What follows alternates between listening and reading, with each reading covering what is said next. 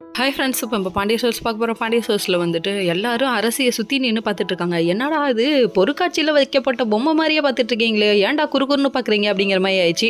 அதுக்கப்புறம் பார்த்தா, என்ன நீங்கள் தானே லவ் பண்ணி கூட்டிகிட்டு வந்தீங்க, நீங்களே சொல்லுங்க அப்படின்னு சொல்லிட்டு, ஐயோ நடிக்கிறாடா நடிக்கிறாடா, அடேங்கப்பா உலக மகா நடிப்பாளடா இருக்குது அப்படிங்கிற மாதிரி குமார் பார்க்குறாப்புல. சரி, எல்லாம் இது ஒரு பக்கம் நடந்தாலும் சுகன்யா ஒரு பக்கம் தனியாக கூப்பிட்டு போய், உன்னை இப்படியா சொன்னால் நீங்கள் 2 பேரும் உண்மையானவே நடிச்சு என்னை ஏமாத்துறீங்களா, நீ அதை முட்டாளாக்கா பார்த்த, அது ஒன்று முட்டாளாக்கிடுச்சேம்மா அப்படிங்கிற மாதிரி ஆயிடுச்சு. அதுக்கப்புறம் என்ன இப்படி முட்டாளாக்கிட்டீங்கல்ல, என்கிட்ட கூட சொல்லலைல்ல அப்படிங்குது. பார்த்தது எருமை வேலை, இதில் ஒரு பெருமை வேலை அப்படிங்கிற மாதிரி இது பெருமையாக சொல்லிக்குது.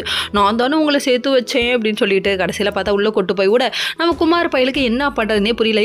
என்னடி நினச்சிட்ருக்கேன், நீ எத்தனை டீ போட, நீ எத்தனை டீ போட்டாலும் நான் இங்கே தாண்டா இருப்பேன் அப்படின்னு சொல்கிறாங்க. அதுக்கப்புறம் கட்டிலெல்லாம் பாக பிரிக்கிறாங்க. பிரிச்சுட்டு நீ அந்த பக்கத்து, நான் இந்த பக்கத்து, நீ இது அந்த ஏரியா, இந்த ஏரியா, எந்த ஏரியா, எல்லா ஏரியா என் ஏரியாங்கிறாங்க நம்ம அரசி. அதுக்கப்புறம் பார்த்தா லுக்கை பார்க்கணுமே, வேகமாக கோவமாக வந்துருச்சு நம்ம குமாருக்கு. ஒன்றுமே நடக்கலன்னு போய் சொல்லேண்டின்னு சொல்ல, தைரியமான ஆளாச்சே நீ தான், போய் சொல்லி தான் பாரு அப்படிங்கிற மாதிரி ரியாக்ஷன் விட்டுட்டு உட்காந்துருக்காங்க. கடைசியில் இங்கே இப்படி ஒரு கூத்து நடக்க, அங்கே நம்ம பாண்டியன் புதுசாக குடிச்சிட்டு வந்திருக்காப்லையா. ஐயோ என் வீட்டு கண்ணு குட்டி என்னோட மல்லு கட்டின்னு பாட்டை போட்டுவிட்டு ஊரை தெரிஞ்சுக்கிட்டேன், உலகம் தெரிஞ்சுக்கிட்டேன் கண்மணின்னு இவர் ஆடிக்கிட்டு வந்து நிற்கிறாரு. இதை பார்க்கும்போது கொஞ்சம் கஷ்டமாக தான் இருக்குது. அதுக்கப்புறம் உள்ளார எல்லாரும் கூட்டு போய் சமாதானம் பண்ணி படுக்க வச்சுட்டு இருக்காங்க. இங்கே மறுபடியும் குமார் தம்பியை காமிக்கிறாங்க.